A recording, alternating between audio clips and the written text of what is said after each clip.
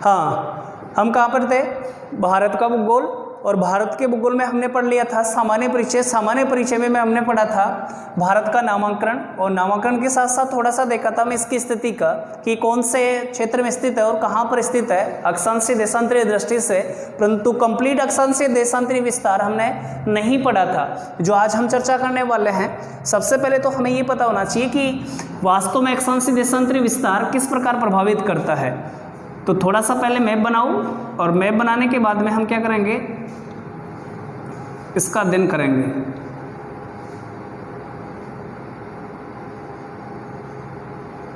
Map थोड़ा सा ऐसे ही बनेगा।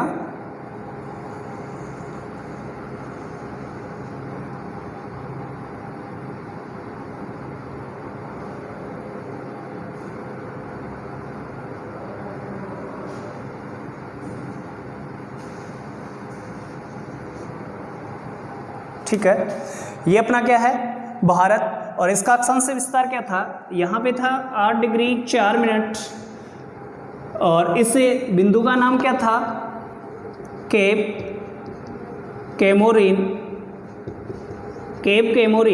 और ये कहाँ पे पड़ता था? सीधी सी बात है, कन्याकुमारी वाली, कन्याकुमारी, और क्या बोलोगे, कुमारी अंतरीप, क्या बोलोगे, कुमारी अंतरीप। ये तो स्थिति इसकी। उत्तरी बिंदु का नाम क्या दिया था और कितने अक्षांश थे? 37 डिग्री 6 मिनट, और नाम क्या था? इंदिरा कोल। कोल कहाँ करती है? छत पर जाकर, इंदिरा कोल। तो हमें देखना है कि अक्षांशीय विस्तार की दृष्टि से भारत कितने अक्षांशों के मध्य स्थित है। तो अक्षांशीय विस्तार, अक्षांशीय फैलाव बोल दो आप कि कितने अक्षांशों के मध्य भारत फैला हुआ है। तो कितने अक्षांश हैं? 37 डिग्री 6 मिनट में से माइनस निकाल दो 8 डिग्री 37 डिग्री 6 मिनट में से माइनस कितना निकालना है? 8 डिग्री 4 मिनट। तो कितना आ जाएगा? लगभग 29 डिग्री 2 मिनट इसका क्या आ जाएगा? अक्षांशीय फैलाव आ जाएगा। कितना आ जाएगा? 29 डिग्री 2 मिनट इसका अक्षांशीय फैलाव आ जाएगा। किसका? संपूर्ण भारतीय भौतिक प्रदेश का, जो मुख्य भूमि से लेकर है। इसके साथ साथ अगर बात करूं तो आपको बताई थी एक रेखा जा रही है, कौन सी? करक रेखा, जिससे संबंधित मैंने क्वेश्चन भी दिया था कि कितने राज्यों से होकर गुजरती है। आपने जवाब दिया नहीं दिया वो ठीक है। अब देख लो 23.5 डिग्री उत्तरी अक्षांश रेखा या करक रेखा, जो भारत के लगभग 8 राज्यों से होकर गुजरती है, जिनमें कौन कौन सा है? आपका गुजरात है, इसके बाद में राजस्थान है, राजस्थान के बाद में आपका कौन सा आ गया? मध्य प्रदेश, MP आ गया, इसके बाद में क्या आ गया? छत्तीसगढ़ आ गया, छत्तीसगढ़ के बाद में क्या आ गया? ऊपर लिख देता हूँ मैं, झारखंड के बाद में क्या आ गया? पश्चिमी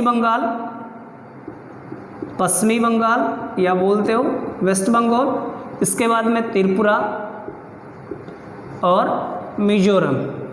ये कितने राज्य हो गए? 8 राज्य हो गए। गुजरात, राजस्थान, मध्य प्रदेश, छत्तीसगढ़, झारखंड, पश्चिमी बंगाल, त्रिपुरा, मिजोरम। इन 8 राज्यों से कौन सी रेखा गुजर रही है? करक रेखा गुजर रही है। क्लियर? यहाँ तक क्लियर था मामला। इसके बाद में हम देखते हैं कि इस करक रेखा से उत्तरी भाग की ओर अक्षांशीय विस्तार ज़्यादा है या इसके दक्षिणी क्षेत्र की ओर अक्षांशीय विस्तार ज़्यादा है। तो ये किसके आधार पे निकालोगे? जैसे मैंने उसके आधार पे निकाला था, जैसे उत्तरी क्षेत्र का विस्तार देखें या उत्तरी क्षेत्र का फैलाव कहाँ से? करक रेखा से मुख्य भूमि या करक रेखा से इंदिरा कोल तक का अक्षांशीय फैलाव कितना है? तो करक रेखा से उत्तरी बिंदु या बोल सकते हो इंदिरा कोल तक अक्षांशीय विस्तार कितना है?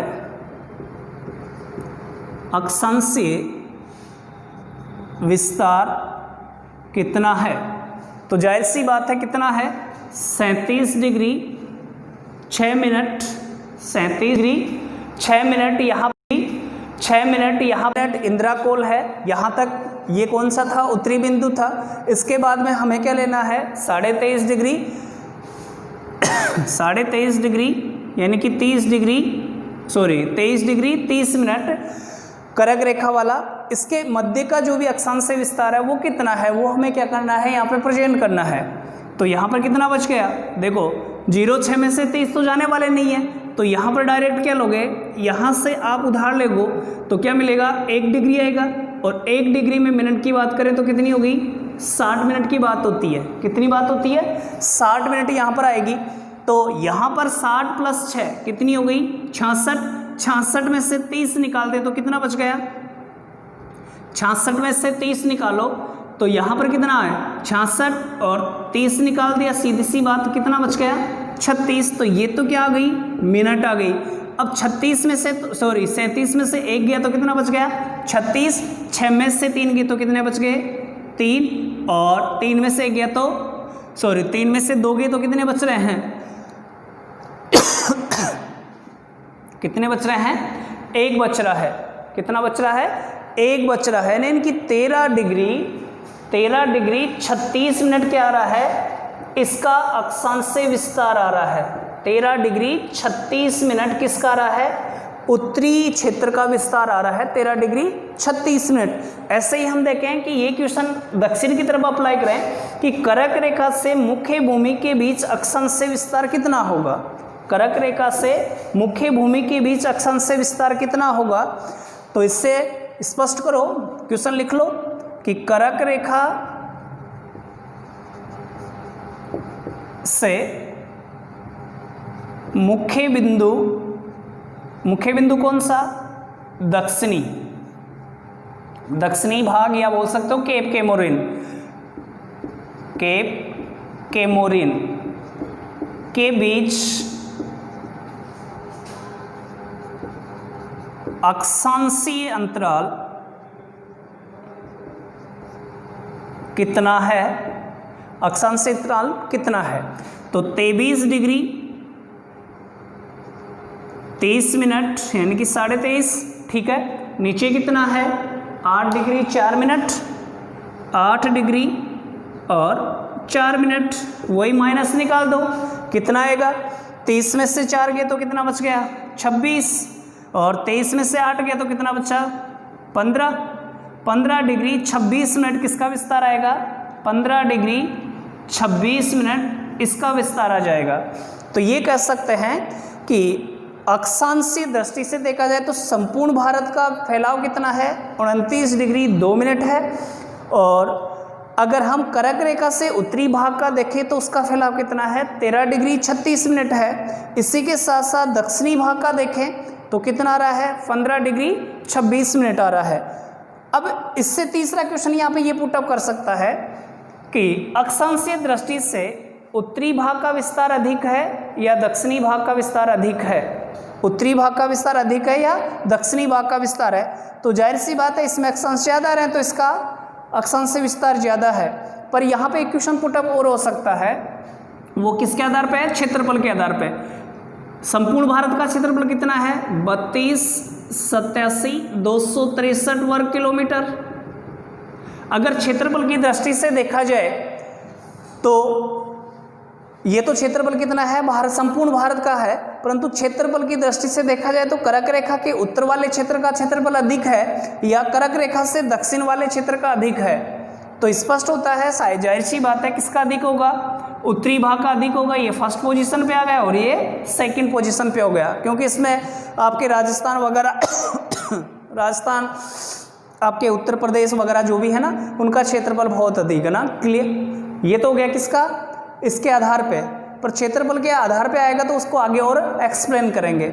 अब इसके साथ साथ आपसे पूछ ले कि ये मुख्य भूमि है, इसके साथ साथ आपको एक दे रखा होगा 6 डिग्री, ऊपर लिख देता हूं मैं, 6 डिग्री 45 मिनट, 6 डिग्री 45 मिनट। अगर इसके संदर्भ में पूछे आपको कि संपूर्ण भारत का अक्षांश से अंतराल कितना है तो बता दोगे इससे निकाल के आराम से, कि जैसे हमने निकाला था 37 डिग्री 8 मिनट से, तो यहाँ पर निकालेंगे 6 डिग्री 45 मिनट, यहाँ से भी हम निकाल देंगे। क्लियर, यहाँ तक क्लियर हो गया होगा। अब इसके साथ साथ हम चलते हैं किस पे, देशांतरीय फैलाव पर। अक्षांश से विस्तार कंप्लीट हो गया। अक्षांश से एक चीज याद रखो, एक तो 29 डिग्री 2 मिनट, दूसरा 13 डिग्री 36 मिनट, 15 डिग्री 26 मिनट। ये पॉइंट लगभग आप याद रखो जिसके माध्यम से आपका कंप्लीट हो सके। अब चलते हैं देशांतरी विस्तार। इसको मैं हटा देता हूं कंप्लीट को।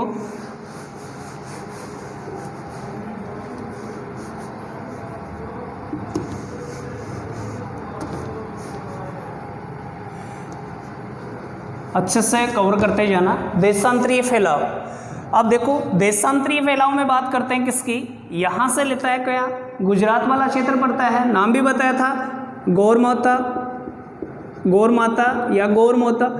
68 डिग्री कितना था, 60 डिग्री, और इधर कितना आया था 97 डिग्री 25 मिनट पूर्वी देशांतर। ये अच्छे से कंप्लीट कर दिया था कि पूर्वी क्यों आ रहा है, उत्तरी क्यों आ रहा है, क्लियर सॉरी। अब देखो 68 डिग्री 7 से 97 डिग्री 25 मिनट, तो क्वेश्चन बनता है यहाँ पे भारत कितने देशांतरों के मध्य स्थित है, भारत कितने देशांतरों के मध्य स्थित है या कितने देशांतरों के मध्य इसका फैलाव है, क्लियर, कितने देशांतरों के मध्य फैलाव है संपूर्ण भारत का। तो देशांतरीय फैलाव, देशांतरीय फैलाव कितना है और वो भी कितना कंप्लीट भारत का।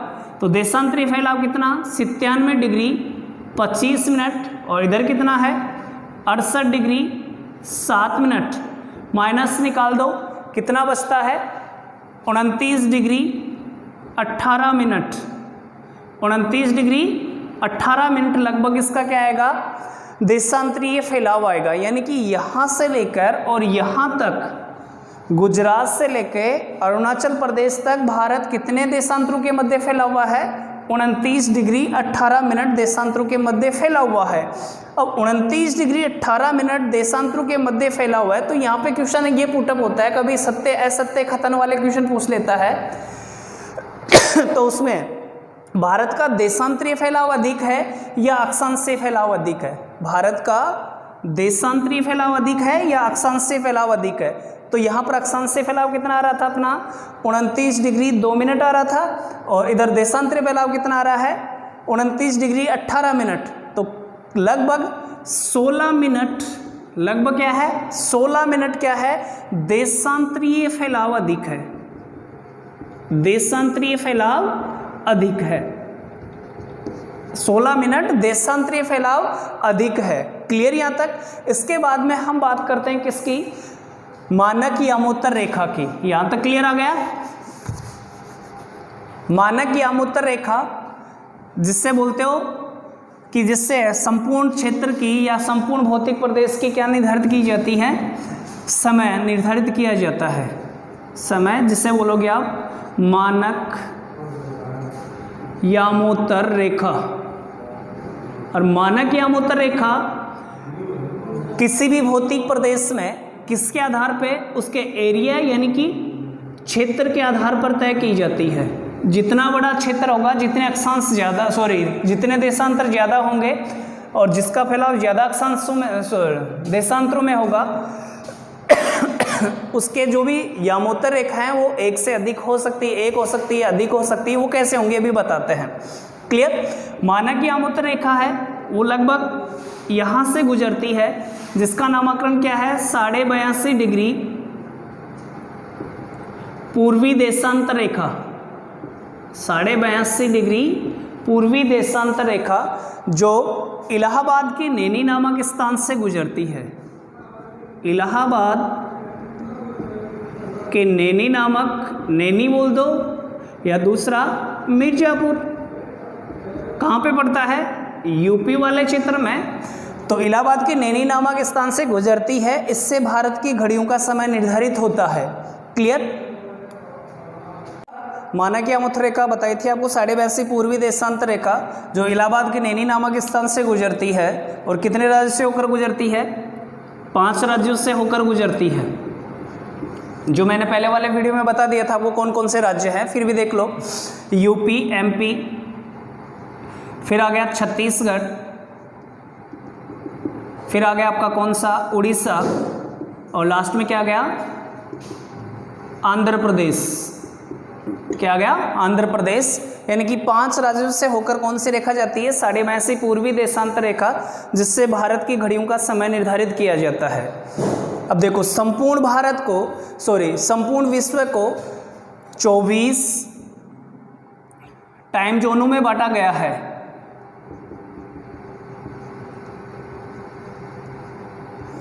संपूर्ण को 24 टाइम जोनों में बांटा गया है, और किसके आधार पे? क्योंकि लगभग देशांतर कितने हो रहे हैं कंप्लीट? 360 डिग्री, और 360 का तात्पर्य यहाँ पर एक टाइम जोन का अंतराल कितना आएगा? लगभग 15 डिग्री। एक टाइम जोन बराबर कितना हो गया? 15 डिग्री। 2 का हो गया तो कितना? 30 डिग्री। अब देखो इससे स्पष्ट होता है कि भारत में कितने टाइम जोन आने चाहिए, यानी कि ये रेखा है एक से अधिक आनी चाहिए, कितनी आनी चाहिए, या एक ही आनी चाहिए, ये क्यों आनी चाहिए? तो देखो एक टाइम जोन बराबर कितना? 15 डिग्री, और अपना कितना आ रहा था? 29 डिग्री 18 मिनट आ रहा था। देशांतर अंतराल कितना आ रहा था? 29 डिग्री 18 मिनट आ रहा था। क्लियर? तो अपना जो भी टाइम जोन आएगा, केवल हम क्या निर्धारित कर सकते हैं? एक ही रेखा कर सकते हैं। क्यों कर सकते हैं? कि 30 होते ही क्या कर लेते? 2 निर्धारित कर लेते, परंतु यहाँ पर तो कितना है? 29 डिग्री 18 मिनट, यानी कि 30 से थोड़ा कम है। अगर हमारा क्षेत्र थोड़ा सा और बढ़ जाता, ये पाकिस्तान वाले और दे देते, और हमारा थोड़ा सा और बढ़ जाता 30 तक, तो हमारा कितना हो जाते टाइम जोन? 2 हो जाते। पर फिलहाल कितना है? एक ही टाइम जोन है, क्योंकि हमारा क्षेत्र क्या है? यहाँ से यहाँ तक इतना ही है, 29 डिग्री 18 मिनट के बीच में ही फैला हुआ है। अब देखो 15 डिग्री, आपने कभी सोचा है कि ये 82 पूर्वी देशांतर रेखा ही क्यों निर्धारित की? इससे ज़्यादा भी कर सकते थे, इधर भी कर सकते थे, क्योंकि टाइम जोन तो देखो किसी भी राष्ट्र की या तो मुख्य राजधानी है उसके माध्यम से करते हैं, या कोई प्रसिद्ध नगर हो उसको क्या है प्रसिद्धि दिलाने के लिए क्या है निर्धारित करते हैं। वो अब अलग अलग सोच होती है। पर कभी आपने सोचा कि 82 पूर्वी देशांतर रेखा ही क्यों निर्धारित की? 80 भी कर सकते थे, 90 भी कर सकते थे, इधर 77 भी कर सकते थे, कितनी भी कर सकते थे, उनके अकॉर्डिंग थी। पर ऐसा हुआ क्यों नहीं? अगर क्यों नहीं हुआ तो इसका पीछे रीजन ये है। और 82 हुई तो ये भाई ये निर्धारित क्यों किया, और निर्धारित किया तो ये क्यों किया, और इसके अलावा दूसरी भी कर सकते थे, और 82 किस आधार पे कर दिया? तो देखो ये आपकी कौन सी GMT, यानी कि 0 डिग्री, जिससे आपका समय निर्धारित किया जा रहा है ग्रीनविच रेखा से। इससे जैसे ही आप पूर्व की तरफ बढ़ोगे तो समय क्या होता जाएगा? प्लस होता जाएगा। इससे पश्चिम की तरफ जाओगे तो समय क्या होता जाएगा? माइनस होता जाएगा। अर्थात आप किसी भी स्थान विशेष पर बैठे हो, उससे जैसे ही पूर्व की तरफ जाओगे तो समय प्लस होता जाएगा, और जैसे पश्चिम की तरफ जाओगे तो समय क्या होता जाएगा? माइनस, अर्थात समय कम होता जाएगा। तो हमें यही तो देखने को मिलता है कि हम यहाँ से लगभग कितना घंटे आगे हैं? 5.5 घंटे आगे हैं। लगभग कितने हैं? 5.5 घंटे यहाँ पर प्लस है, यानी कि हम आगे देखने को मिलता है कि ग्रीनविच इस रेखा से GMT से हम कितने हैं? 5.5 घंटे आगे हैं। और वो किस बेस पे है? तो इसको समझने से पहले हमें क्या पढ़ना पड़ेगा कि पहले इसको निर्धारित कैसे किया। तो देखो कोई भी क्षेत्र है, देखो संपूर्ण क्षेत्र तो बराबर नहीं होते। विश्व में ऐसे बहुत से देश हैं जिनका क्षेत्रफल बहुत कम है, या जिनका विस्तार देशांतर विस्तार क्या है? बहुत कम है। अक्षांशीय विस्तार ज़्यादा हो गया, देशांतर विस्तार कम है। मान लीजिए कोई नगर है या कोई क्षेत्र है, वो क्या है? यहाँ पर स्थित है लगभग, या मान लो यहाँ पर स्थित है, और वो क्या है कि हमने वो बोला कि एक टाइम जोन बराबर कितना? 15 डिग्री, पर उसका देशांतरी विस्तार कितना आ रहा है? 14 ही आ रहा है। यहाँ पे उसका देशांतरी विस्तार कितना आ रहा है? 14 डिग्री आ रहा है। तो इस कंडीशन में हम क्या करेंगे कि इसका मानक यामोत्तर तो होनी चाहिए ना भाई, ये भी तो समय तो देखेगा, और इसका अलग होना चाहिए, क्योंकि सभी अलग अलग अपनी छाप छोड़ते हैं। तो इसको समझने के लिए हमें क्या करना पड़ेगा? इस तरीकों को समझना पड़ेगा। जैसे जैसे हम देखो इधर गए तो 15 डिग्री हो गया, फिर 15 डिग्री के बाद में दूसरा कितना हो गया? 30 डिग्री, चौथा कितना हो गया? 45, अभी भारत नहीं आया। 45 बाद में 60, अभी भी भारत का विस्तार नहीं आया। अब कितना आया? 75, अर्थात लगभग भारत का यहाँ से आपका आ गया 75। ठीक है, इसके बाद में 75 में फिर 15 प्लस करें तो कितना आ गया? 90।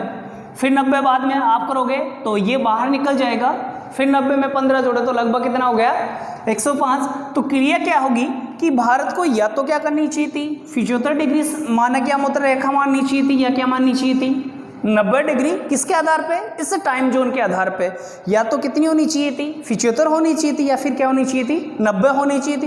पर वास्तव में तो ये दोनों ही नहीं है कि सर ऐसा कैसे हो गया कि ना तो 75 की ना 90 की। तो इसको समझने के लिए मैंने कहा कि ये कोई छोटा प्रदेश है जिसका देशांतरी विस्तार क्या है, फैलाव कम है, मान लीजिए 14 डिग्री देशांतरी फैलाव भी है। तो ऐसी समस्या का समाधान करने के लिए जो भी भौगोलिक क्रिया विधि है उसको क्या कर दिया, जो ये टाइम जोन था ये 15 डिग्री था, इसका हाफ कर दिया, अर्थात कितना हो गया? 7.5 डिग्री। कितना हो गया? 7.5 डिग्री के आधार पे भी आप अपने टाइम जोन निर्धारित कर, मानक यामोत्तर रेखा निर्धारित कर सकते हो, क्योंकि ये क्षेत्र तो कितना था आपका? 14 डिग्री के परिधि था। तो अब इसकी रेखा क्या कर सकते हो आप? 7.5 कर सकते हो। तो अब क्या किया भारत वालों ने कि 75 डिग्री आ रहा था यहाँ पे इस क्षेत्र पे, और इसमें कितना कर दिया? 7.5 डिग्री प्लस कर दिया। अब इसका आंसर कितना गया? 82.5 पूर्वी देशांतर रेखा, अर्थात ये 82.5 पूर्वी देशांतर रेखा हमने निर्धारित कर दी, जो हमें टाइम निर्धारित करती है। क्लियर? यहाँ तक समझ में आ गया होगा सबको। इसके आगे चलते हैं। तो आगे वाली क्रिया क्या है कि 82.5 पूर्वी देशांतर रेखा तो गई, पर हमने कभी सोचा है कि ये क्षेत्र यहाँ से लेकर यहाँ तक जो विस्तार कितना आ रहा था? 29 डिग्री 18 मिनट आ रहा था देशांतरी विस्तार। इसके बीच में लगभग आपको क्वेश्चन भी पुटअप होगा कि भारत के पूर्वी छोर और पश्चिमी छोर के बीच 2 घंटे का अंतराल देखने को मिलता है। तो ये किस बेस पे मिलता है? तो आपके सामने आ गया, लगभग मान रहे हम 30, तो लगभग क्यों मानेंगे हम तो मानेंगे 29 डिग्री 18 मिनट। और एक देशांतर को दूसरे देशांतर से पार करते हैं तो टाइम कितना लगता है? लगभग, या बोल सकते हो 4 मिनट। तो 4, ये कितने देशांतर हो गए? 29 डिग्री 18 मिनट देशांतर हो गए। तो इनको पार करने में कितना समय लगेगा? तो 1 घंटा निकाल लेना आप, 1 घंटा 57 मिनट और 6 सेकंड का समय मिलता है। 6 सेकंड का समय लगता है। यानी कि यहाँ से लेकर यहाँ पर अगर सूर्य यहाँ पर उदय हो रहा है तो उसकी किरणें यहाँ तक पहुँचते पहुँचते यहाँ पे जो भी टाइम होगा, मान लीजिए सूर्य यहाँ पर 4 बजे उदय हुआ, 4 AM, और यहाँ पे उस टाइम क्रियाविधि क्या होगी? यहाँ पर कि क्रियाविधि की यहाँ पर कितना टाइम है? लगभग 1 घंटा 57 मिनट 6 सेकंड एक्चुअल है ये, और लगभग आपको देता है 2 घंटे। 2 घंटे का समय अंतराल यहाँ से यहाँ तक देखने को मिलता है। पूर्वी और पश्चिमी छोर के बीच में समय अंतराल कितना देखने को मिलता है? लगभग 2 घंटे का अंतराल हमें देखने को मिलता है। क्लियर? तो ये हो गया इसका देशांतरीय विस्तार, अक्षांशीय विस्तार। क्लियर? अब इसके बाद में बात करते हैं भारत की सीमा या भारत की सीमाएं।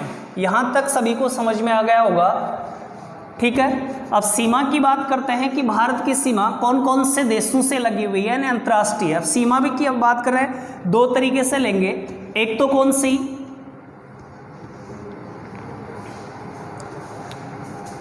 सीमाएं लेंगे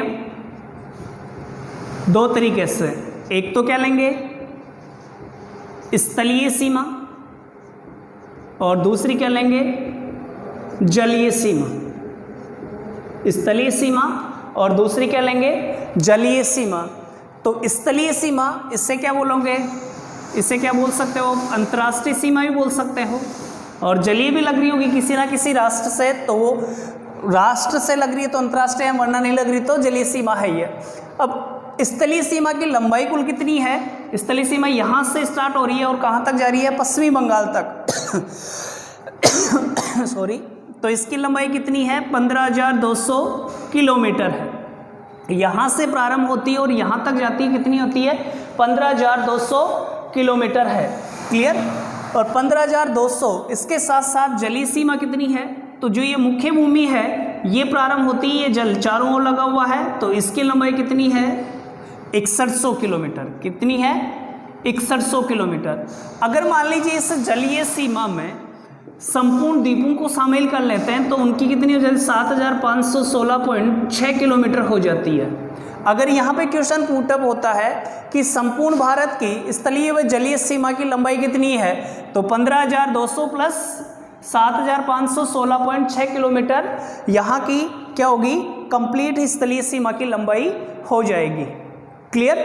अब देखो, अब इस स्थलीय सीमा इस जलीय सीमा से कुल कितने देश राज्य लगे हुए हैं और स्थलीय सीमा से कुल राज्य कितने लगे हुए हैं। तो करंट डेटा के थोड़ा सा ध्यान रखना, यहाँ से प्रारंभ हो गया और यहाँ से प्रारंभ होते ही आप काउंटिंग करते जाना कंप्लीट। गुजरात हो गया, गुजरात के बाद में राजस्थान हो गया, पंजाब हो गया। तो गुजरात हो गया, राजस्थान हो गया और पंजाब हो गया। इस क्षेत्र को छोड़ देना क्योंकि ये पहले जम्मू कश्मीर वाला था, पर अब देखो जम्मू कश्मीर वाला क्षेत्र तो इतना है और ये क्या बन गया, लद्दाख वाला क्षेत्र। ये क्या हो गए, केंद्र शासित प्रदेश हो गए।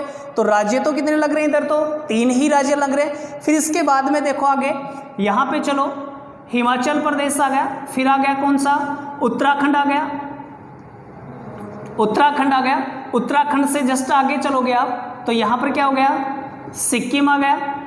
सिक्किम के बाद में आप चलो अरुणाचल प्रदेश आ गया, अरुणाचल प्रदेश आ गया। और अरुणाचल प्रदेश के बाद में कंप्लीट ये बोलते हैं ना कि इनको 7 सिस्टर, वो यहाँ से लेकर यहाँ तक, कहाँ तक, वेस्ट बंगाल तक लगी हुई है कंप्लीट। वेस्ट बंगाल तक यहाँ पर लगी हुई है कंप्लीट। कितनी लगी हुई है, वेस्ट बंगाल तक। तो राज्यों की संख्या कितनी है कि स्थलीय सीमा से लगने वाले राज्यों की संख्या कितनी है, बताओगे, बताओ। देखिए केवल स्थलीय सीमा से लगने वाले राज्यों की संख्या कितनी है, यहाँ से लेकर वेस्ट बंगाल तक। तो लगभग कितने हैं, 14 राज्य केवल स्थलीय सीमा से लग रहे हैं। 14 राज्य केवल स्थलीय सीमा से लग रहे हैं। और अगर जलीय सीमा की बात करें तो जलीय सीमा से कुल राज्य कितने लगे हुए हैं, तो यहाँ से स्टार्ट करते हुए यहाँ तक कंप्लीट पहुँचते हैं तो कितने आ रहे हैं, 9 राज्य लगे हुए हैं। कितने लगे हुए हैं, 9 राज्य। केवल स्थलीय सीमा से, केवल स्थलीय सीमा से कितने, 14 राज्य लगे हुए हैं।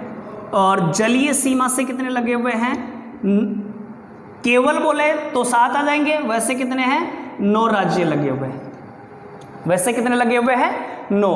2 राज्य ऐसे हैं, एक तो कौन सा, गुजरात, इधर कौन सा, पश्चिमी बंगाल। 2 राज्य, गुजरात और वेस्ट बंगाल, 2 राज्य ऐसे हैं जो जलीय व स्थलीय सीमा दोनों बनाते हैं। जलीय व स्थलीय सीमा दोनों बनाते हैं। कितने राज्य, 2 राज्य ऐसे हैं जो जलीय व स्थलीय सीमा दोनों बनाते हैं। अर्थात ये कहा जा सकता है कि इस बाह्य सीमा पर कुल राज्यों की संख्या कितनी है, 23 राज्य हैं। कितने राज्य हैं, 23 राज्य हैं। कितने राज्य हैं, 23 राज्य हैं। क्लियर। और 5 राज्य से, अब राज्य की संख्या, 5 राज्य ऐसे रह गए जिनकी सीमा बाह्य राज्यों से नहीं लगती, जिनकी सीमा बाह्य राज्यों से नहीं लगती। 5 राज्य ऐसे हैं जिनकी सीमा बाहरी राज्यों से नहीं लगती। कितने राज्य हैं, 5 राज्य ऐसे हैं। क्लियर। ये तो हो गई राज्यों की बात। यहाँ से क्वेश्चन बहुत कम पूछता, पुटअप होता है, ये कंप्लीट थोड़ा सा देख लेना, बाकी यहाँ से पुटअप कम होता है। इसके बाद में बात करते हैं हम किसकी, स्थलीय सीमा के बाद में जलीय सीमा होगी। जलीय सीमा में भी हम करेंगे। स्थलीय सीमा में अंतर्राष्ट्रीय सीमा देखते हैं, कौन से देश से कितनी क्या लगी हुई है, कौन सा देश कहाँ पर इसके स्थित है। और यहाँ से क्वेश्चन पुटअप होता है। यहाँ से क्वेश्चन पुटअप इसलिए होता है क्योंकि एक तो करंट का मुद्दा इसके साथ साथ जुड़ गया, और करंट के मुद्दे हमेशा विवाद वाले विषय इसको उठा के रखेगा। देखो एक बार वापस से मैप बनाओ।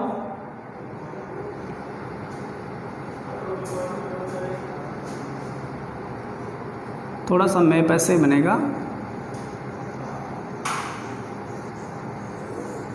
अपने को क्या है, थोड़ा सा बस आइडिया हो जाए एक बार।